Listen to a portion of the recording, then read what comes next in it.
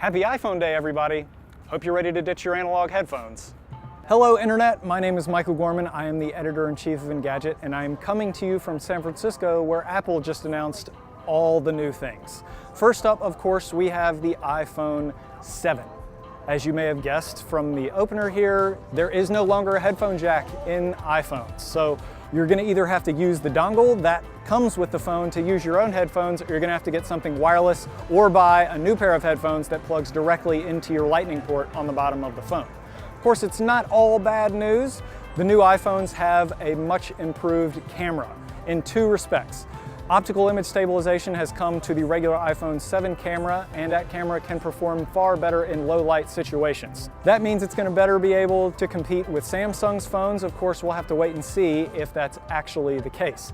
And the really big news comes with the iPhone 7 Plus's new camera, which I should say cameras. There are two of them in the back, one of which is wide angle and one of which has an optical telephoto lens. So that means you can zoom up to 2 times using just the optics of the camera itself, and software will allow you to zoom all the way up to 10x. And additionally, with the iPhone 7 Plus is going to be getting a software update later this year that's going to give you a shallow depth of field feature, which should be great for macro shots and portraits. The new iPhones are now all IP67 rated, which means that they are dust-proof and waterproof up to 1 meter deep, which is really good news for anyone that's ever dropped a phone in a toilet before, which I'm assuming is quite a few of you guys. The phones themselves are going to be available on September 16th. The iPhone 7 starts at $649 and the iPhone 7 Plus is at $769. Perhaps the best news for all you low-end iPhone buyers is the 16GB version is kaput. It is no more. That means the lowest price version iPhone now has a minimum of 32GB, which is good news for all you media hogs out there and app lovers.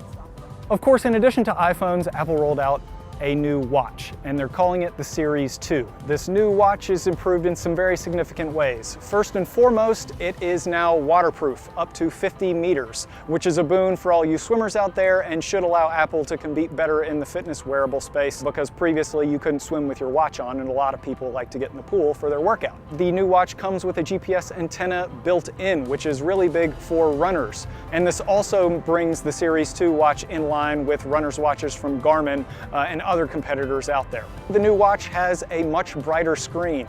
Apple's calling it the brightest screen they've ever created and put in a product. It's up to 1,000 nits, which really means it's going to be easier to see in direct sunlight. And lastly, but certainly not least, you're going to be able to play Pokemon Go on it, which I know all of you people out there are going to be very excited about. No promises as to how that's going to kill your battery life with GPS and Pokemon Go at the same time, but hey, at least you can do it now. If you're interested in getting the Series 2 watch, it's going to be $369, and you'll be able to get it on September 16th. The Series 1 watch, which is what they're calling the old Apple Watch now, is still going to be available, though it is getting an upgraded processor, as with the new watch. It's a dual-core CPU on the inside now, so that means everything's just going to run a little bit snappier, but doesn't drastically affect the watch either way. And that one's going to be $269 when it hits store shelves as well. And in addition, there is a Nike watch, Nike Plus Series 2 watch, that has some graphical overlays and largely is the same as the regular Series 2, just cosmetic changes. And that's also going to be available for $369 when it gets released in October. So that's the quick and dirty version of everything all the Apple news today. Of course, if you want to dig deeper and really learn everything that Apple announced, go check out Engadget.com. We've got all the coverage you need there. That's all for me here in San Francisco, and we'll see you guys next time.